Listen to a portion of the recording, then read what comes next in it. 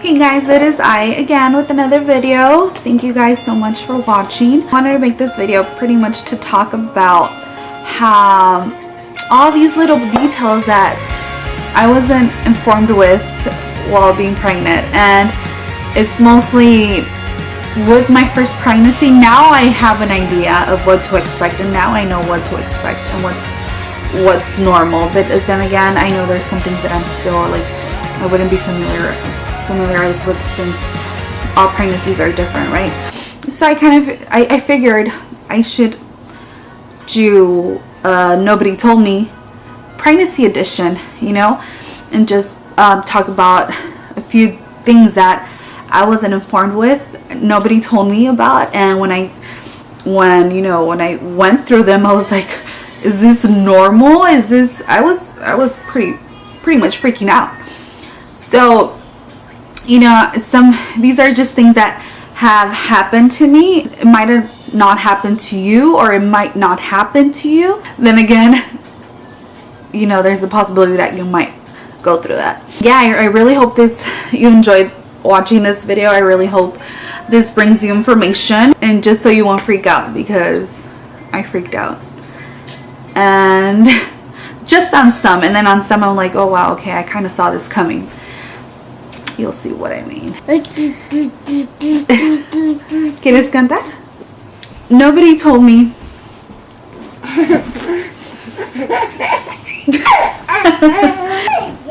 Okay guys, nobody told me. Okay, nobody told me that I would be getting those random leg cramps at night. Now, if you're pregnant, or if you've been pregnant and this has happened to you, you know how horrible those leg cramps are in the middle of the night. I don't know why they happen, to be honest, but they are the worst. You just want to yell, and you just want to scream, and you want to cry. And they're the kind of cramps that if you move, you're gonna die. And behind your legs, like sometimes they run down to your toes, and your toes look weird like this. Like, my goodness, with Emma, I would get them. I got them pretty early, actually. When I probably got the first one when I was like 2-3 months pregnant. Nobody told me, and I wasn't warned or anything, you know. So it's something that it's pretty freaky, and it's pretty painful, and don't look forward to that, but just beware. Okay, so for this next one, this one might apply to you, this might not apply to you, but for me, it definitely applied to me, because I wasn't prepared with this, and I didn't know it was going to change this drastically. But then again, you don't know how your body would react to a pregnancy if it would be your first pregnancy, right? So I wasn't really prepared with a wardrobe. I had the same clothes, you know, and back then I was an extra small to a small, and pretty much I didn't take care of myself, and I was gaining a lot of weight, so much weight, and nothing would fit me. And to be honest, I was close to being depressed, because I was really uncomfortable with my body during my pregnancies. A cousin of mine, she gave me a wardrobe of maternity clothes that she had used. So that helped me so much. I saved so much money. You know, I would just wear whatever, you know, she had given me. That was pretty intense. With this one, obviously, I use whatever I already have from the previous pregnancy with Emma. Nobody told me how uncomfortable it would be at night to find a good position to sleep in. I sleep on my belly. That's what I like. Just like my daughter. We like to sleep on our bellies. But obviously I can't sleep on my belly this time, because then baby Leia would not be comfortable. And neither would I, I'm sure. So prepare yourselves with pillows, blankets, whatever it is, your husband, your boyfriend, to sleep comfortable at night, because it's gonna get hard and it's gonna get tough. And I'm telling you, so now you can't say nobody told me. You're gonna run in no sleep because you're not comfortable. And sometimes it would get so bad for me that it would be so uncomfortable, or it would be so difficult for me to breathe while laying on my back, of how big my belly was already. But this was more towards the end, you know, but it was still pretty uncomfortable. Nobody told me how swollen one can get. It was so bad, guys, that as you notice, I don't have my wedding ring, or none of them on. That is because I got swollen. When I was pregnant with Emma, I still had my rings on, my wedding rings, and I got swollen so bad that my wedding ring was fitting pretty tight. And so I was like, okay, and I would try to take it off and I wouldn't be able to take it off. So I was getting a little bit freaked out. And then there was a point where my finger was already turning purplish because of, you know, the blood wasn't really running down my ring finger. So long story short, we had to do, you know, what we had to do, and we tried everything so we wouldn't have to break the rings. But I was such a baby that I couldn't handle either the ring around, the string around my finger, or my hand in a bucket of ice and then taking it out and then pulling. I couldn't handle none of that. So yeah, we had to get one of those little wire cutting scissors, and Gustavo had to break them apart. And I still haven't fixed them. They're still there, they're still broken. I've been meaning to fix them, but obviously I haven't. So hopefully soon I will, but I still won't put them on until you know, the baby's here. So yeah, nobody told me how swollen you could get and the consequences. So just giving you a little heads up. If you're pregnant, or if you want to get pregnant, just make sure your rings are off.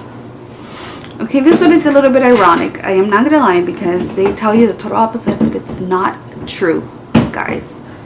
It really isn't true. So you hear this a lot. Oh, you need to eat more because you're eating for 2.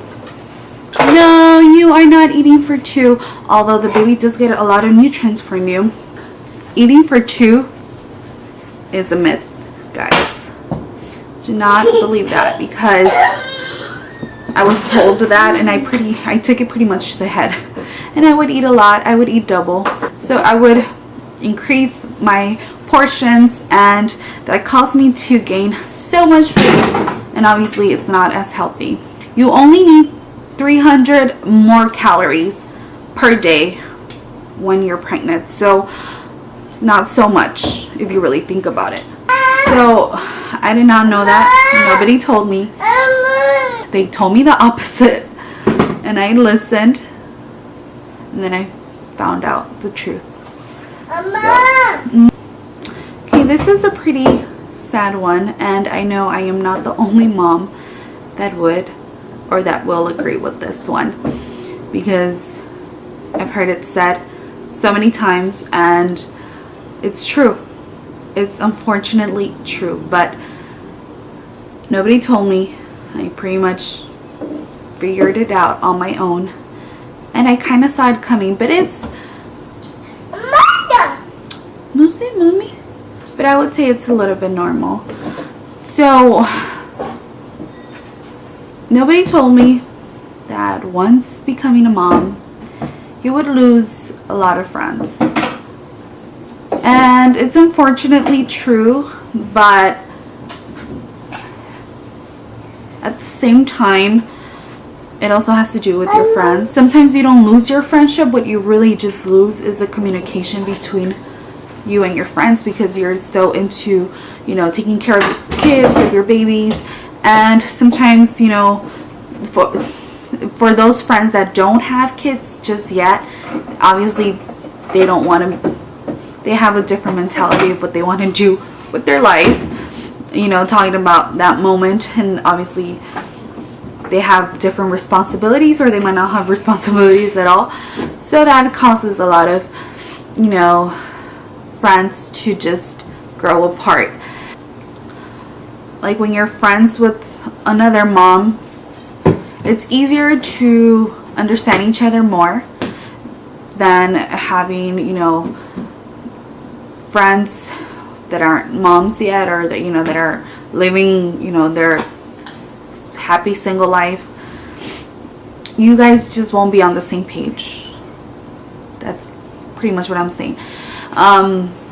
You know, I've had moments where I'm like, oh wow, like I've told my husband, you know, we don't really have friends, and the friends we do have are now, you know, married or have kids, and we notice that we, you know, we could connect to them more because of the same experience we have. And I still have friends that aren't married yet, or that don't have kids yet, and I hardly see them.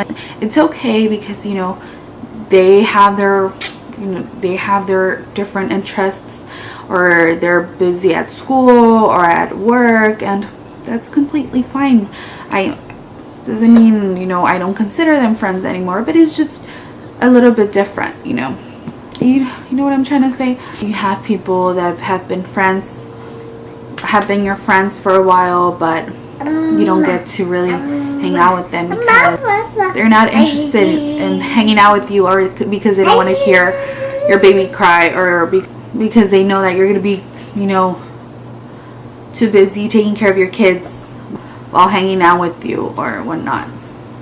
So it's a situation that many moms go through, and many moms would agree. Someone once said, you know your real friends until you have a baby, because only your real friends are the ones that stick around. Not all your friends will stick around, but at the same time, I wouldn't change this for anything in the world. Okay guys, so I really hope you guys enjoyed this video. I hope it's helpful for those mommies to be, or even those future mommies, want to be mommies later on. Just don't say that nobody told you, because I'm trying to tell you guys, I'm trying to warn you guys about a few little details here and there. I really thought this was going to be a pretty helpful video for some of you. So we are going to go ahead and take a nap. If you haven't checked out my other videos, make sure to do so. I will be sure to put a link right here for my previous video. And then if you haven't subscribed, please, oh, I'm sorry. If you haven't subscribed, please do so right here. Thank you guys so much for watching. If you have any other video suggestions, if you have any other video suggestions that you would want me to make, please feel free to comment in the section below, or just like and subscribe, guys. Thank you.